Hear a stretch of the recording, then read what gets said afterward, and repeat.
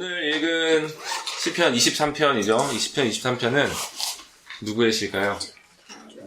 다윗의 시라고 이제 거기 다 소제목이 적혀 있을 겁니다. 뭐 20편에 그냥 다윗의 시다라고만 되어 있고 다른 뭐 부연 설명 같은 건 없죠. 근데 어떤 사람들은 이제 이 다윗 왕 노년에 이제 다윗 왕 통치 이렇게 좀 후반기에 들어갈 때 압살롬의 반역으로 인해서 도망치게 되잖아요. 그때 이렇게 도망칠 때 지었던 시편이다. 뭐 이렇게 말을 하기도 합니다. 근데 사실 뭐 정확히 언제 이 시편이 지어졌는지는 뭐 명확하지는 않죠. 확실하지는 않습니다. 하지만 한 가지 확실한 건 뭐냐면 압살롬을 피해 도망할 때 얼마나 이 다윗이 절망스러웠겠습니까? 자기 아들이 자기를 반역해서 지금 이렇게 자기가 도망치고 있는 신세였던 거예요. 그리고 자기를 따르던 어떤 이 백성들과 어떤 신하들이 자기를 막 욕하고 있는 어떤 그런 상황인 거죠. 이 압살롬이 다윗을 향한 마음을 다 훔쳤기 때문에 그런 일들이 있었던 것이죠.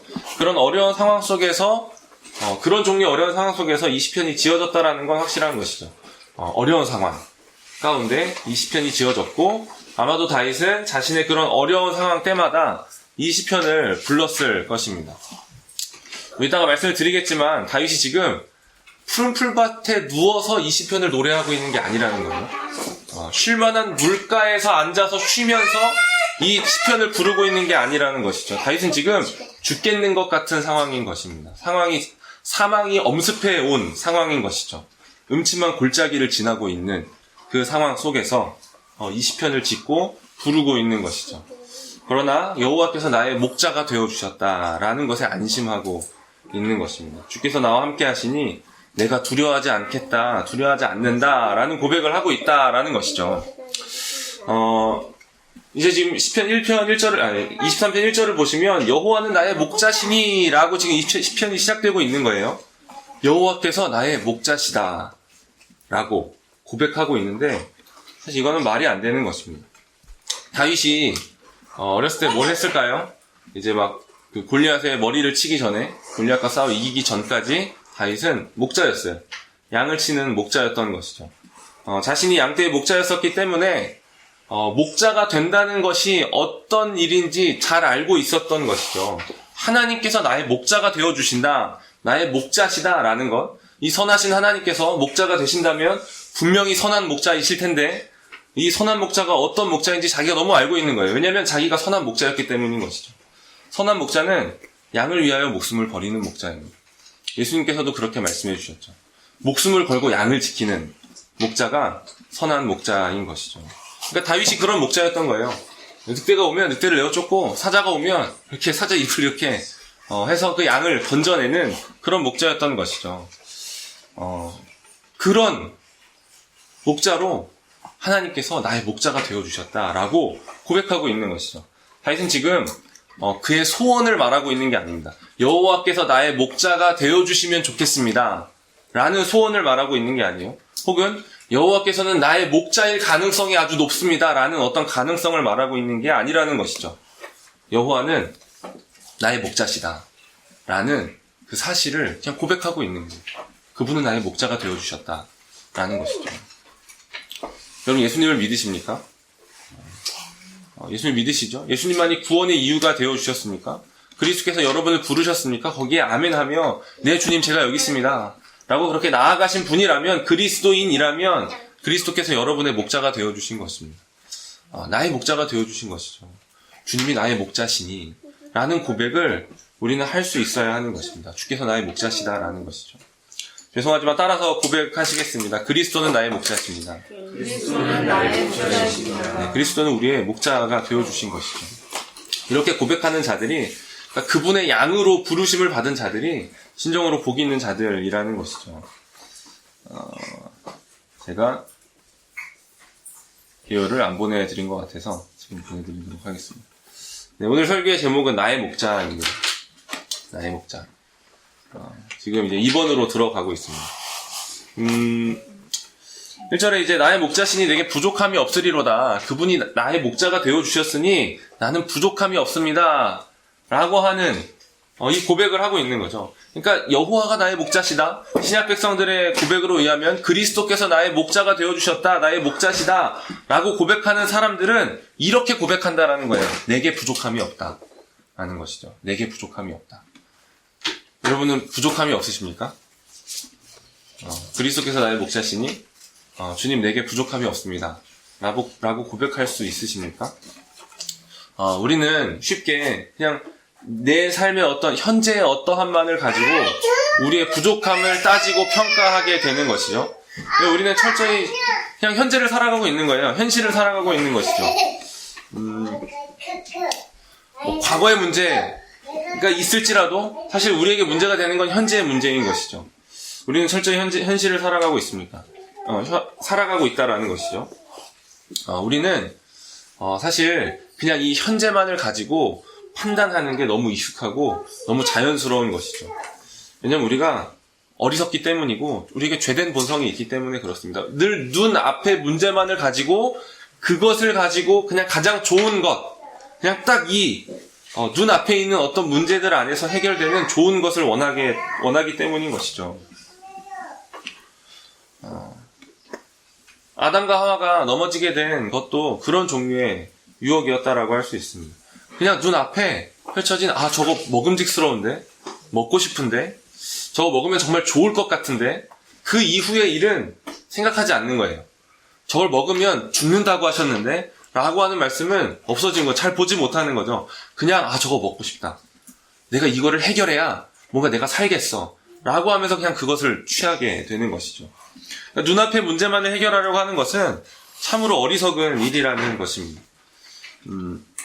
세상도 이것에 대한 지혜가 어느 정도 있는 것이죠. 그래서 미래를 생각하지 않고 내리는 현재의 결정을 어리석다라고 생각하는 거예요. 그냥 앞으로의 어떻게 될 것들을 생각하지 않고 그냥 눈앞에 있는 것만 해결하는 그런 결정과 선택은 어리석다라고 하는 것이죠. 그런데 세상에 어떤 이런 지혜가 어느 정도 있을지라도 그것은 여전히 어리석을 수밖에 없는 거예요. 왜냐하면 세상이 생각하는 미래는 그냥 조금 더 이후의 일밖에 안 되는 거죠. 수능 이후. 이렇게. 너 지금 열심히 공부해야 돼. 너 지금 공부 안 하면 후회할 거야. 지금 저 놀고 싶어요. 저 그냥 뭐 공부 나중에 하면 되죠. 하고서 이런 어떤 결정들을 어리석다라고 하는 거죠. 수능 이후를 생각해. 라고. 수능을 잘 봐서 대학에 갔어요. 그러면 이제 취업 이후를 생각해야지. 취업하게 될 때를 생각해야지. 지금 너가 대학 때 놀면 취업을 잘 못하게 될 거야. 어떤 이런 식의 취업의 때, 어떤 결혼의 이후, 어떤 자녀들의 독립 이후, 거기를 준비하는 거죠. 아무리 멀리 가도 결국 노후 대책일 뿐인 거예요. 죽음 이전의 삶을 대책하는 것밖에는 안 된다라는 것이죠. 히브리서 9장 20절에 이렇게 말합니다. 한 번 죽는 것은 사람에게 정해진 것이요 그 후에는 심판이 있으리니 라고 말하고 있습니다. 그러니까 진정한 지혜는 아무리 죽음 이전을 바라봐도 그건 어리석은 거예요. 왜냐하면 죽음 이후를 바라봐야 하는 것이죠. 왜냐하면 죽음 이후가 있기 때문에 그렇습니다. 심판이 있기 때문에 그런 것이죠. 그 이후에 영원한 삶이 있기 때문에 죽음 이후 영원을 볼 수 있어야 진정한 지혜가 되는 것입니다. 우리는 죽음 이후를 준비하는 사람들입니다. 영원을 준비하는 사람들인 것이죠. 그래서 우리는 이 질문에, 제가 드리는 이 질문에 대해 담대히 답할 수 있어야 하는 것입니다. 여러분, 통과하기 좁은 문과 넓은 문이 있습니다. 어디를 택하시겠습니까? 어디예요? 좁은 문이죠. 지나가기 좁은 길과 넓은 길이 있습니다. 어디를 택하겠습니까? 넓은 길이요? 좁은 길이죠. 그렇죠? 좁은 문과 좁은 길을 택하는 거예요. 왜 그러냐면 거기에 영원한 생명이 약속되어 있기 때문에 그렇습니다. 좁은 문으로 들어가라. 멸망으로 인도하는 문은 크고 그 길이 넓어 그리로 들어가는 자가 많고 생명으로 인도하는 문은 좁고 길이 협착하여 찾는 자가 적음이라. 제 말을 듣고 계시죠? 네, 제 말을 들어주시면 됩니다. 단지 눈앞에 놓여있는 상황, 여기가 지나가기가 쉬운데, 여기가 좀 통과하기가 쉬운데 라고 하는 넓은 문과 큰 문과 넓은 길을 택하는 것이 아니라 하나님께서 예수 그리스도께서 말씀하시는 것은 생명으로 인도하는 문은 좁고 길이 협착하다, 찾는 자가 적다, 거기를 가야 한다 라는 것이죠. 이 믿음의 길을 가야 한다 라는 거예요. 어디를 향해 가고 있는가, 그 영혼의 목적지가 어디인가를 볼 수 있는 것이 내가 지금 부족한가 부족하지 않는가를 따져볼 수 있는 진정한 지혜가 되는 것입니다. 그냥 내가 가고 있는 것이 그냥 어떤 수능 이후, 그냥 취업 이후, 결혼 이후, 노후, 그냥 거기까지 가면 안 된다라는 거예요. 죽음 이후 내가 가고 있는 것은 어디인가? 내가 지금 인도함을 받아 영혼을 향해 가고 있는데 그 영혼의 목적지가 어디인가를 볼 수 있어야 한다라는 것이죠. 내가 지금 아무리 부족함이 없는 것 같아도 등 따시고 배부르고 아무런 문제 없고 걱정할 만한 것이 하나도 없어도 가고 있는 이 길의 끝이 영원한 멸망이라면 지금 나는 부족한 거예요. 아무리 누리고 있는 것 같아도 그건 부족한 것이다라는 거죠. 하나님께서는 우리에게 이렇게 그런 사람들에게 말하는 거예요. 넌 아무것도 없다 라는 것이죠. 넌 부족하다 라는 거예요. 오늘 읽은 다윗 시편의 표현대로 사망의 음침한 골짜기가 지금 누리고 있는 부족함 없음의 결말이라면 아무리 부족함이 없는 것 같아도 부족한 것이다 라는 거죠. 그러나 지금 배고프고 아프고 곤비하고 심지어 곧 죽을 것 같을지라도 이 길의 끝이 영원한 생명이라면 진정 부족함이 없는 상태인 것이죠. 아무리 사망의 음침한 골짜기를 지나고 있어도 내가 가고 있는 이 길의 끝이 푸른 풀밭이고 쉴만한 물가라면 지금 아무리 부족함 투성인 것 같아도 부족함이 없는 것입니다. 하나님께서 우리에게 말씀하시는 거죠. 넌 정말 부족함이 없다 라고 말씀하시는 것입니다. 그래서 우리는 내가 지금 인도함을 받아가는 목적지가 어디인가, 내가 가는 이 길에 이 모든 이 고난의 이 과정들을 통과하여 마침내 도달하는 곳이 어디인가를 볼 수 있어야 하는 것이죠. 그래야 부족함이 없다라고 하는 이 고백을 할 수가 있는 거예요. 다윗은 목자께서 자신을 푸른 풀밭에 누이시고 쉴만한 물가로 인도하신다라고 고백하고 있습니다. 2절을 보시면 그가 나를 풀밭에 누이시며 쉴만한 물가로 인도하시는도다 라고. 양에게 푸른 풀밭이라 푸른 풀밭에 누워있다라는 것, 먹을 것이 가득한 거죠. 부족함이 없는 거예요. 먹을 것이 풍성한데 그 풍성한 그 곳에서 아무런 걱정 없이 쉬고 있는 거죠. 누워서 풀 뜯어 먹고 있는 거죠. 안식하고 있는 거죠. 쉴만한 물가도 마찬가지입니다. 마실 물이 풍성한 거죠. 거기서 안식하고 있는 거예요. 누워 있다라는 것, 쉬고 있다라는 것, 누워서 쉰다라는 것, 이것을 생각해 보십시오. 고된 하루를 마치고 집에 돌아와서 누워 있는 거예요. 생각만 해도 편하죠. 그렇죠? 편한 거죠. 우리는 누워 있으면 즉시로 알 수 있게 되는 게 있어요. 눕자마자 알게 되는 것. 일어나 있는 것이 얼마나 힘든 일인가. 일어나 있는 것이 얼마나 힘든 일인가. 심지어 앉아 있는 것도 누워 있는 것에 비하면 고된 일인 거예요. 누워 있으면 정말 편하죠. 정말 편한 거예요. 목자께서는 우리에게 안식을 주시는 분이십니다. 쉼을 주시는 분이시죠. 먹을 것과 마실 것이 풍성한 곳으로, 누워서 쉴 수 있는 곳으로 인도하시는 분이 바로 우리의 목자 되시는 그리스도시라는 것입니다.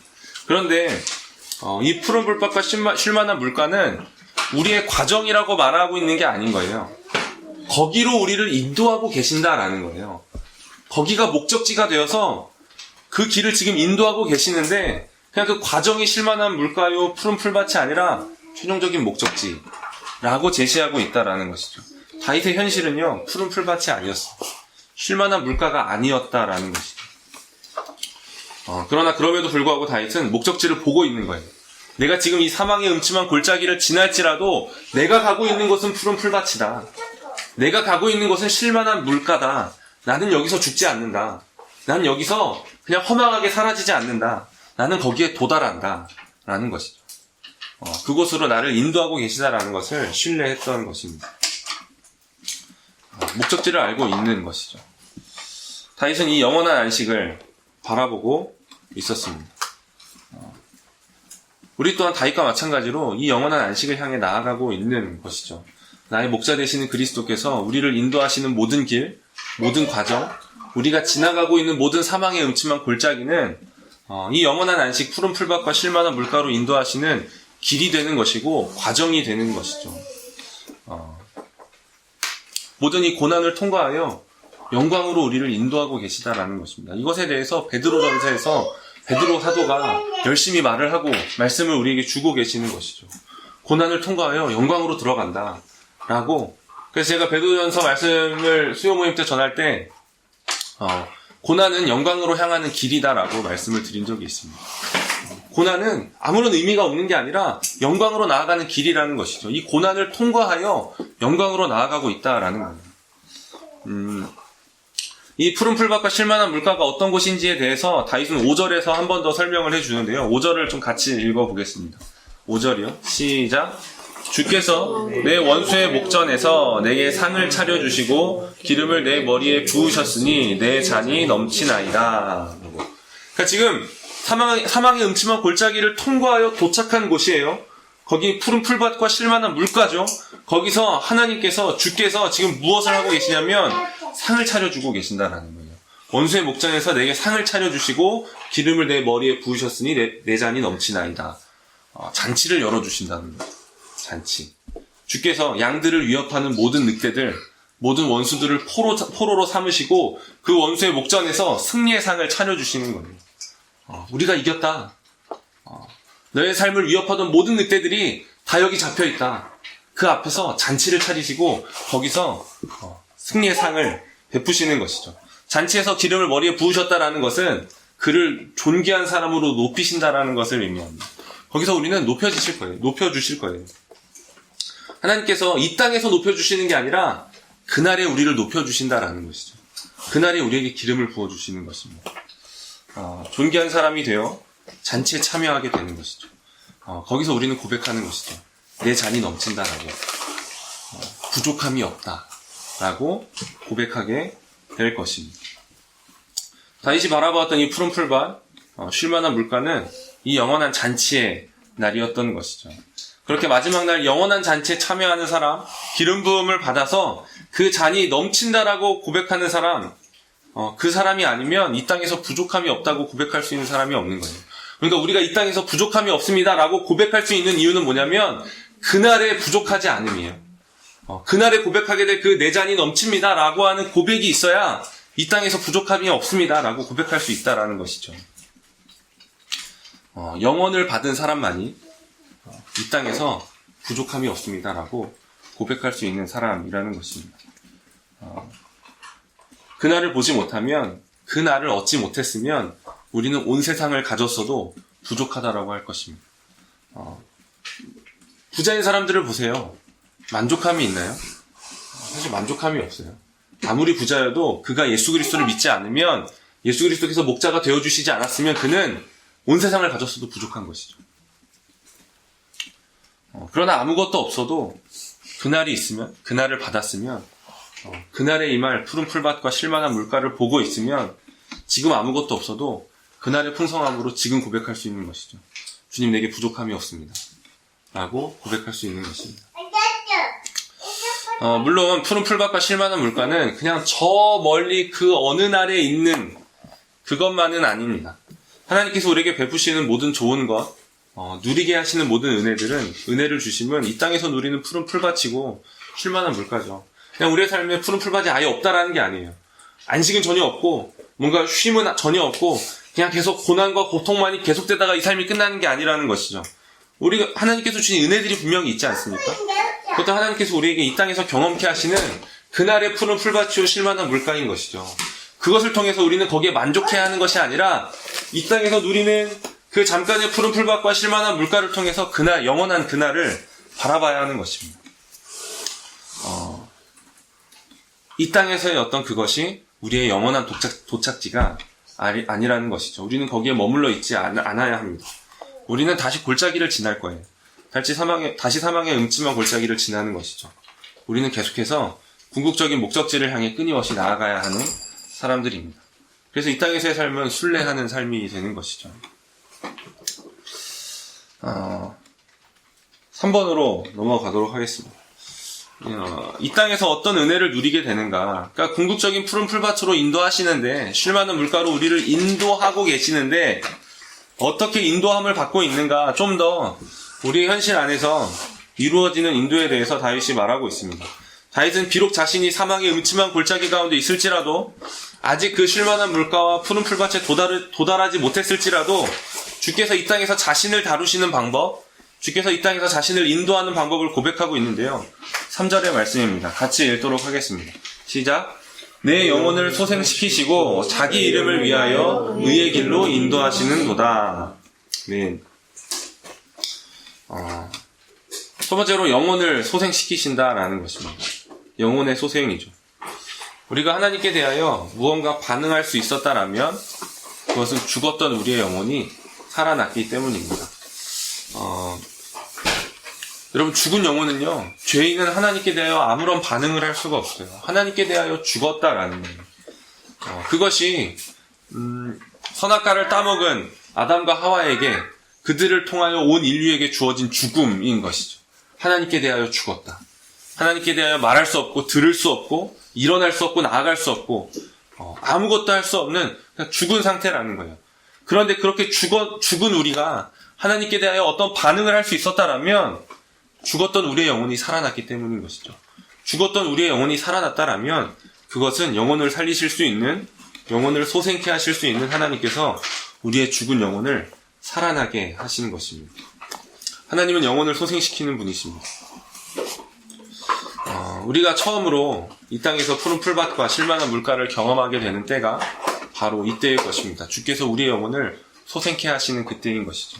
이전에는 아무런 관심도 없었던 하나님과 어떤 거룩한 것들과 어떤 예배와 특별히 그리스도의 십자가, 아무런 관심도 없었던 것이죠. 그런데 하나님께서 우리를 살아나게 하시니까 하나님의 진노의 십자가가 보이는 거예요. 하나님의 진노가 눈에 보이는 것이죠. 그 앞에 죽을 수밖에 없는 죄인된 자신을 보게 되는 거예요. 할 수 있는 것이라고는 하나님을 붙드는 것밖에 없는 거죠. 주님, 저를 살려주십시오. 나는 죄인입니다. 나는 고백밖에 없는 거예요. 그리고 유일한 살 길이 되시는 그리스도 앞에 나아가 주님, 저를 살려주십시오라고 그분을 붙잡는 것이죠. 그분께 우리의 운명을 맡겨드리는 것이 바로 회개이고 믿음입니다. 여러분, 우리는 그냥 내가 주님을 믿습니다, 내가 그리스도를 믿습니다 라고 하는 말이 믿음이 아니에요. 믿음은 그리스도께 나를 맡겨드리는 거예요. 내 영혼을 맡기는 거죠. 주님이 아니면 저는 죽습니다. 이게 회개고 믿음인 것입니다. 그렇게 회개와 믿음으로 주 앞에 나아가 구원의 확신을 받을 때, 구원의 감격을 누릴 때 우리는 우리의 영혼이 소생케 되었다라는 것을 그때 경험하게 됩니다. 여러분, 구원의 감격으로 충만해졌을 때, 그냥 주님이 나를 구원하셨다라는 그 구원의 감격이 있을 때, 그때 나를 둘러싸고 있는 문제들은 여전히 있고 그냥 바뀐 것은 아무것도 없는데 그냥 온 세상이 새롭게 되는 것 같은 그런 것을 경험하지 않으셨습니까? 그냥 나에게 있었던 문제들이 별로 문제로 여겨지지 않는 거죠. 주께서 나를 구원하심을 감격하여 그냥 이 모든 것이 다 새롭게 된 것처럼 감격하여 할렐루야 주님 감사합니다 라고 하며 그냥 이 기쁨으로 이렇게 살았던 때가 있지 않으십니까? 그런 경험들이 다들 있으실 것입니다. 영혼이 소생케 되는 경험이죠. 그런데 이 경험은요, 이례적으로 끝나면 안 되는 경험이에요. 그냥 한 번 그 경험하고 내 영혼이 소생케 됐다. 옛날에 그런 적이 있었지. 뭐 지금은 잘 모르겠지만 옛날에 그렇게 된 적이 있었어 라고 하면 안 된다라는 거예요. 물론 우리의 죽었던 영혼이 살아나게 되는 것은 일회적인 사건입니다. 우리는 우리 영혼이 살았다가 죽었다가 하지 않아요. 한번 살아나면 계속 살아있는 거예요. 하나님께서 살리신 영혼을 다시 죽이지 않기 때문에 그렇습니다. 하나님께서 생명을 주셨으면 그 생명은 소멸하는 생명이 아니라 영원한 생명을 주시기 때문에 그런 것이죠. 그러면 이례적으로 끝나서는 안 된다라는 말은 무엇인가? 우리는 끊임없이 영혼을 소생하신 그 주님께 나아가서 주께서 주시는 생명으로 충만하게 되어야 한다라는 것이죠. 하나님께서 우리에게 주신 생명은 하나님과 단절된 생명이 아니에요. 자, 너에게 생명을 주었다. 이제 그거 잘 갖고 와가지고 생명을 이렇게 풍성하게 잘 해봐라. 가 아니라 하나님께서 우리에게 주시는 생명은 계속해서 하나님으로부터 공급받는 생명인 거예요. 끊임없이 공급받아야 하는 생명인 것이죠.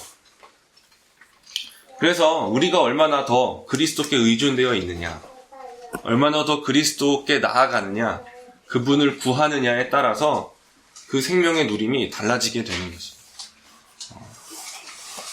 더 매달려 있는 사람은 더 그것을 경험하게 되는 거죠. 더 생명의 풍성함을 누리게 되는 것이죠. 우리의 영혼이 죽은 것 같이 메말라 있는 것을 경험하십니까? 그러면 스스로 무언가를 노력해도 소용이 없는 거예요. 애써도 소용없는 거예요. 우리가 해야 할 궁극적인 것은 그리스도께 나아가는 것입니다. 내 영혼을 다시금 생명으로 충만케 해달라고 그리스도께 나아가 구하는 것이죠. 그렇게 생명을 구하는 자를 하나님께서는 생명으로 다시 충만하게 하실 것입니다.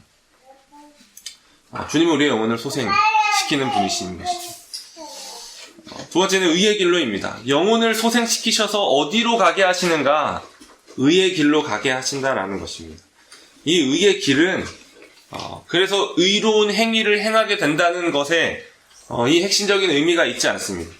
의의 길은요, 아브라함이 걸었던 길이죠. 아브라함이 걸었던 길. 아브라함을 뭐라고 말하나요? 믿음의 조상이라고 말하는 것이죠. 그리고 아브라함이 이를 믿으니 그의 믿음을 의로 여기셨다라고 말씀하시는 것처럼 영혼을 소생시키셔서 가게 하시는 길은 믿음의 길이라는 것입니다. 오직 의인은 믿음으로 말미암아 살리라 함과 같이 믿음의 길을 가게 하시는 것이죠. 하나님이 영혼을 소생시키시고 우리의 영혼을 죽었던 영혼을 살리시고 우리에게 주시는 것은 믿음을 주시는 것입니다. 소생케 된 영혼에게 믿음을 주시는 것이죠. 예수 그리스도를 믿는 믿음을 주십니다. 그래서 우리가 예수님을 믿는 거예요. 믿음을 주셨기 때문에 그런 것이죠. 그래서 우리는 믿음의 출처를 분명하게 해야 합니다. 믿음은 나에게서 나는 것이 아니다. 믿음은 내 안에서 만들어낸 것이 아니라 하나님께로부터 받은 것이다 라는 것이죠. 에베소서 2장 8절에서 사도 바울은 이렇게 말합니다. 너희는 그 은혜에 의하여 믿음으로 말미암아 구원을 받았으니 이것은 너희에게서 난 것이 아니요 하나님의 선물이라 라는 것이죠. 믿음은 하나님의 선물입니다. 영혼을 소생케 하시고 믿음이라는 선물을 주시는 것이죠. 이 믿음의 길을 가게 하시는 것입니다. 이 믿음 또한, 이 의의 길 또한 한 번 걸었다라고 해서 끝이 나면 안 됩니다. 한 번 믿었지로 끝나면 안 된다라는 것이죠. 믿음을 선물로 받은 자는 계속해서 믿는 거예요. 다른 말로 계속해서 믿음을 구하게 되는 것이죠. 오직 믿음으로 말미암아 사는 것이 의의 길이라는 것을 알기 때문입니다. 주께서 믿음을 주시지 않으면 우리의 믿음은 언제나 연약하고 언제나 부족한 것이죠. 그래서 믿음이 있는 자는 믿음을 구합니다. 주님 제가 믿습니다. 나의 믿음 없음을 도와주시옵소서라고 그 믿음을 구하게 되는 것이죠. 믿음이 없는 자는 믿음을 구하지 않아요. 믿음이 있는 자가 믿음을 구하는 것이죠. 오직 믿음을 선물로 받은 자들만이 끊임없이 믿음을 구할 수 있고 그렇게 그 의로운 길로 나아갈 수 있게 되는 것입니다. 주께서는 자신의 양들을 의의 길로, 이 믿음의 길로 인도하시는 것이죠. 이 3절에 이 앞과 뒤를 살펴봤습니다. 근데 가운데 있는 말씀이 남아있죠. 가운데 있는 말씀이 어떻게 되어 있나요? 내 영혼을 소생시키시고 의의 길로 인도하시는도다 하고 그 사이에 끼어있는 말, 자기 이름을 위하여. 자기 이름을 위하여 라는 것이죠. 그러니까 자신의 영광을 위하여라는 뜻입니다. 하나님께서는 하나님 스스로의 영광을 위하여 우리의 영혼을 소생시키시고 우리를 의의 길로 인도하신다라는 것이죠. 이게 무슨 의미인가? 그냥 단순하게 간단하게 말하면 우리의 영혼을 살리시는 것, 우리에게 믿음을 주셔서 의의 길로 나아가게 하시는 것, 그 일을 이 세상의 그 어떤 일보다도 가장 중요하게 생각하신다라는, 가장 가치 있는 일로 여기신다라는 것이에요. 내가 내 이름 걸고 너를 살렸다라는, 내가 내 이름 걸고 너에게 믿음을 줬다라는 것이죠. 나는 계속해서 너를 살릴 것이고 계속해서 너에게 믿음을 줄 것이다. 거기에 내 이름을 걸었다라는 거예요. 하나님은 이 일을 취소하지 않는 거예요. 이름을 걸고 하고 계시다라는 거죠.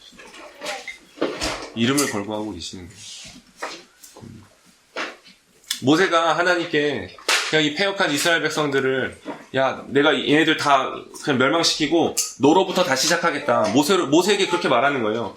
근데 모세가 그때 말하는 거죠. 하나님께서 정말 이 크신 일들로 이 애굽에서 이 백성들을 건져내어 주셨는데 지금 이렇게 다 없애버리시고 새로 시작하시면 다른 사람들이 여호와를 무엇이라 생각하겠습니까? 여호와의 이름이 걸려있지 않습니까? 라고 말하는 거예요. 그렇게 기도하는 그 기도를 받으시고 하나님께서 내가 그렇게 하지 않겠다라고 말하는 거죠. 여기에 우리를 살리시고 우리에게 믿음을 주시는 것에 여호와의 이름이 걸려있는 것입니다. 하나님은 이 일을 포기하지 않는 것이죠. 우리에게 끊임없이 생명을 주시고 끊임없이 믿음을 주실 것이 보장되어 있는 거예요. 거기에 이름이 걸려있기 때문에 그렇습니다. 그래서 우리는 안심할 수 있는 것이죠. 나는 죽지 않는구나. 나는 망하지 않는구나. 나는 이 믿음의 길에서 떠나지 않을 것이구나 라고 하는 안심을, 그 안정감을 얻을 수 있다라는 것이죠. 이것은 확실하고 확실한 일입니다. 그 누구도 막을 수가 없는 것이죠. 하나님께서 스스로의 영광을 하시는 일을, 자기 이름을 걸고 하시는 일을 누가 막을 수가 있겠습니까? 그 누구도 그 무엇도 막지 못하는 것이죠. 이렇게 영혼을 소생시키시고 이 의의 길로 인도하시는 방식으로 지금 이 사망의 음침한 골짜기를 지나고 있는 것입니다.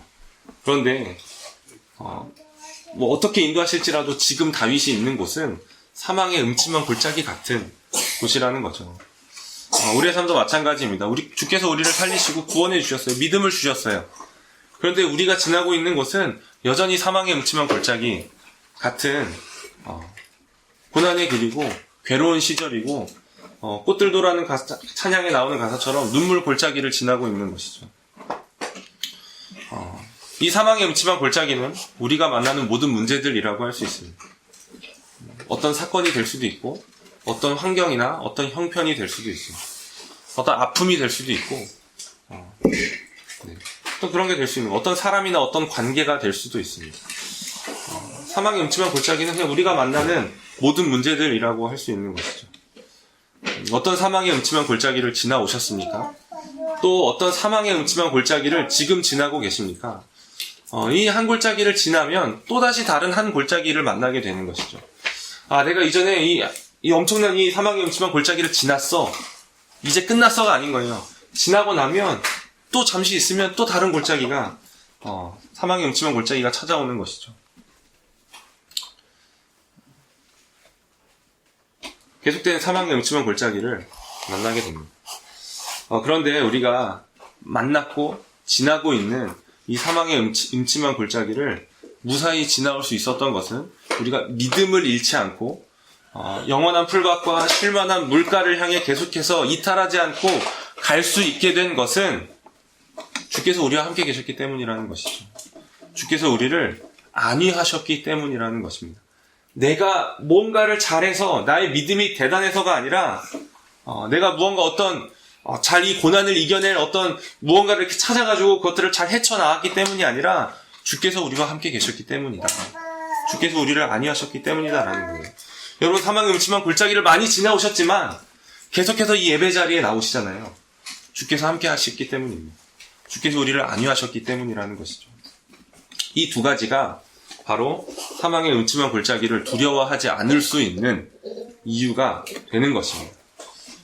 근데 두려운 거예요. 두려울 수 있다라는 거예요.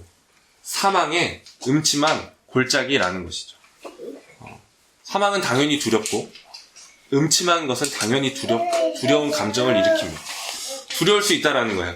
그러니까 이 골짜기가 뭔가 야 너는 두려워하지 않을 것을 막 두려워한다라는 게 아니에요. 그것은 두려워할 수 있다라는 거예요. 그건 당연히 우리에게 두려운 감정을 일으킬 수 있다라는 거예요. 그것도 주님께서 아시는 것이죠. 사망의 음침한 골짜기를 너희가 지날 것이다. 물론 두렵겠지만 그럼에도 두려워하지 않을 이유가 있다. 내가 너와 함께 있기 때문이고 내가 너를 안위하기 때문이다 라고 말씀하시는 것이죠. 여러분 오밤중에 좌우로 그냥 이렇게 뭔가 논밭이 펼쳐져 있는 길을 걸어간다라고 해보세요. 생각해보세요. 주위엔 아무도 없어요. 불빛도 많지 않아요. 그냥 저쪽 옆에 있는 그 차들이 지나다니는 저 멀리 그 고가에서 비춰지는 불빛으로 이렇게 있는 소리라고는 내가 걷고 있는 발소리밖에 잘 들리지 않는 거죠. 무서울까요? 안 무서울까요? 무섭죠. 제가 예전에 대리운전을 하다가 저기 어디 동탄 쪽을 갔는데 잘못 갔어요. 동탄을 가면 안 되는데 동탄 어디 외딴 곳에 떨어져서 저기 번화가 쪽을 가려고 찾아보니까 뭐 걸어갈 만해서 한 1-2km 정도를 걷는데 그게 그런 길이었던 거예요. 뭔가 이 동탄 도심 외곽에 어떤 이 논밭이 이렇게 펼쳐져 있고 시골길을 이렇게 가는데 아무도 없었어요. 불빛도 많지 않았어요. 그리고 한 12시 정도 해서 막 이렇게 소리도 차도 별로 없는 거죠. 무서운 거죠.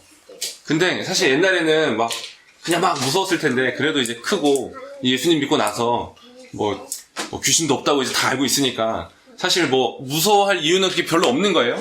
그런데 괜히 무서운 거죠. 아무도 없다라는 게.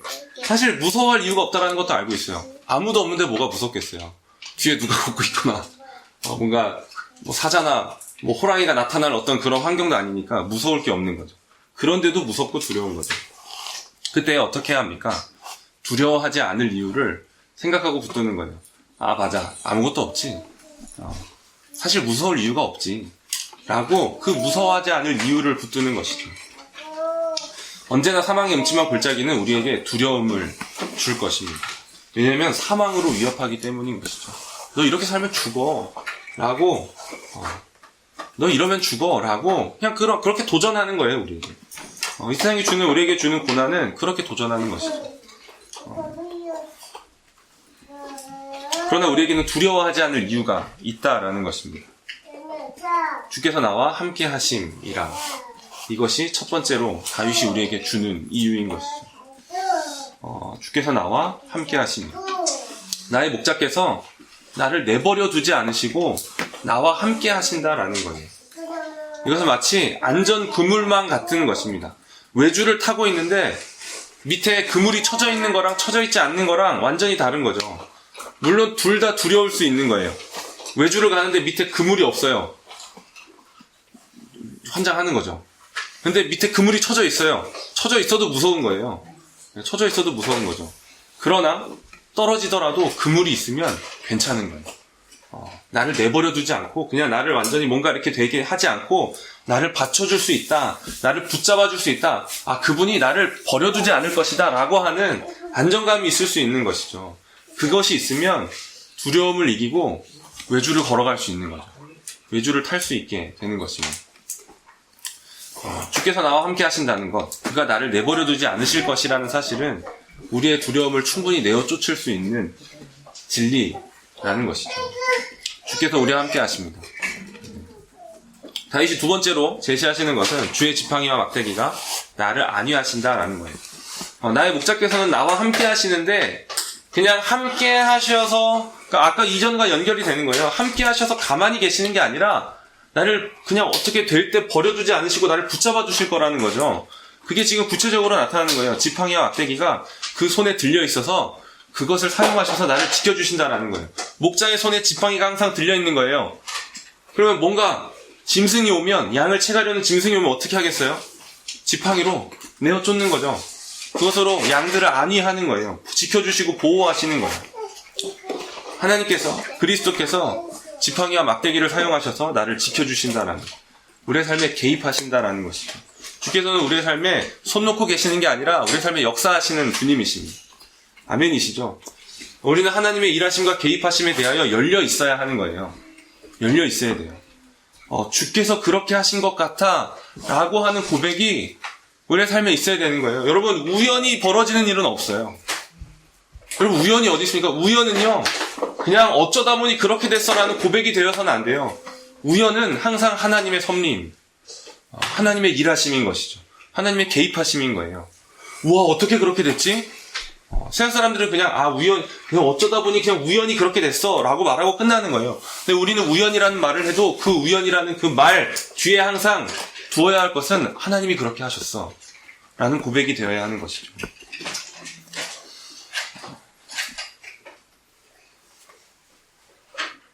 정말 그런 고백이 있어야 하는 것입니다. 특별히 선교지에서는 더 그렇게 되는 것 같아요. 선교지에서 어떤 단기 선교를 나가서 어떤 일들을 할 때, 왜냐면 항상 그런 것들만을 생각하고 있기 때문인 거죠. 아침부터 잘 때까지 계속 이 하나님의 말씀 안에 깨어 있으려고 하기 때문에 더 그런 것들을 잘 느끼게 되는 것 같아요. 근데 그렇게 보면 정말 아침에 일어나서 뭔가 같이 모여서 나가서 뭔가 만나고 뭔가 사역하고 하는 그 모든 일들이 진짜 다 주께서 그렇게 인도하셨다라는 고백을 할 수밖에 없는 것입니다. 우리의 삶을 올려드리고 우리의 삶의 어떤 여러 가지 문제들을 주께 올려드리며 기도하는 만큼 우리는 그러한 고백을 할 수 있게 됩니다. 주께서 일하셨다. 주께서 정말 우리의 기도를 들어주셨어. 정말 주께서 우리가 기도하지 않은 것까지도 주님께서는 우리에게 응답해 주셨어 라는 그런 고백들을 할 수 있게 되는 것이죠. 주의 지팡이와 막대기로 안위하시는 것은 무엇보다도 우리로 그리스도를 바라보게 하는 것으로서 나타납니다. 그리스도께서 우리의 마음을 돌이키게 하시는 것이죠. 그러니까 주께서 우리를 지켜주시는 거예요. 보호하시는 거예요. 가장 첫 번째는 우리의 마음을 계속해서 그리스도께로 향하게 한다라는 것입니다. 주께서 우리의 영혼을 계속해서 소생시켜 주시고 믿음을 주셔서 의의 길로 나아가게 하는 것이죠. 이것이 우리를 지팡이와 막대기로 아니하시는 가장 주요한 일이 될 것입니다. 그리고 또 한 가지를 말씀드리면 공동체 안에 거하게 하는 거예요. 공동체 안에서 은혜의 자리를 떠나지 않게 하시는 것, 머물게 하시는 것.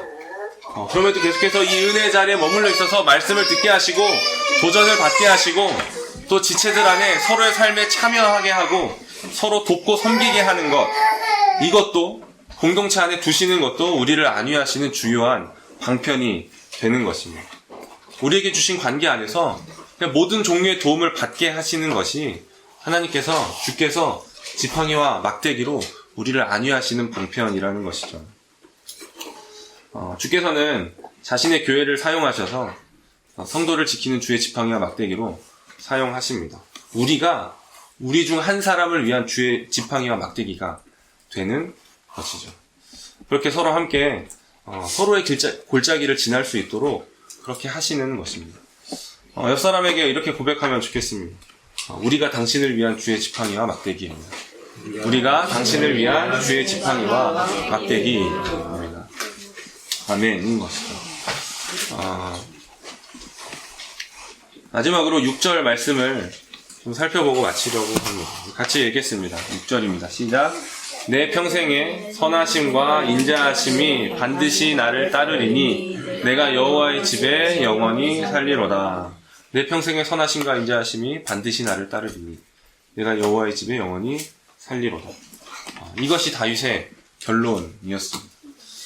이것이 다윗의 결론인 겁니다. 사망의 음침한 골짜기를 지나고 있지만 그 하나님의 선하심과 인자하심이 계속해서 다윗과 함께 하는 것을 경험하는 것이죠. 이렇게 사울을 피해 도망다닐 때에도 그냥 어떤 이방 왕 나라에 가가지고 미친 척하면 이렇게 떠나갈 때에도 뭔가 어디 유다 땅으로 들어갔지만 계속해서 도망다니는 그때에도 압살롬을 피해 도망가던 그때에도 다윗이 고백하는 것은 그럼에도 내 평생의 선하심과 인자하심이 반드시 나를 따를 것입니다. 라는 거죠. 그리스도께서 우리의 목자시니 우리와 함께 하시고 우리를 안위하셔서 사망의 음침한 골짜기를 무사히 지나게 하신다라는 거예요. 선하심과 인자하심이 반드시 우리를 따를 것이다 라는 것이죠. 우리의 영혼을 끊임없이 소생시키시고 끊임없이 예수 그리스도를 믿는 믿음의 길로 계속해서 인도하실 것입니다. 하나님은 이 일에 실패하지 않으십니다. 그리스도는 이 일에 실패하지 않는 거예요. 실패하지 않으시는 것이죠. 그렇게 우리의 삶에 우리의 평생의 선하심과 인자하심을 계속해서 나타내실 것입니다.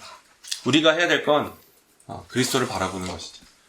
그리스도를 바라보는 것입니다. 나의 목자를 바라보는 것이고 그분이 나를 인도하실 그 영원한 여호와의 집, 날마다 잔치가 끊이지 않는 그 영원한 여호와의 집에 영원히 거할 것을 바라보는 것이죠. 거기서 우리는 부족함이 없다라고 내 잔이 넘친다라고 고백할 것입니다. 그리고 그 고백이 지금 우리의 삶에 임하기를 소원합니다. 그것이 있으면 지금 우리는 고백할 수 있는 거예요. 아무것도 없어도 사망의 음침한 골짜기를 지나고 있어도 주님 내가 부족함이 없습니다. 내 잔이 넘칩니다. 라는 것을 고백할 수 있는 것이죠. 다윗과 함께 그리스도께서 나의 목자시니 내게 부족함이 없습니다라고 고백하는 우리 하늘생명 모든 지체들, 가정들과 자녀들이 되기를 소원합니다.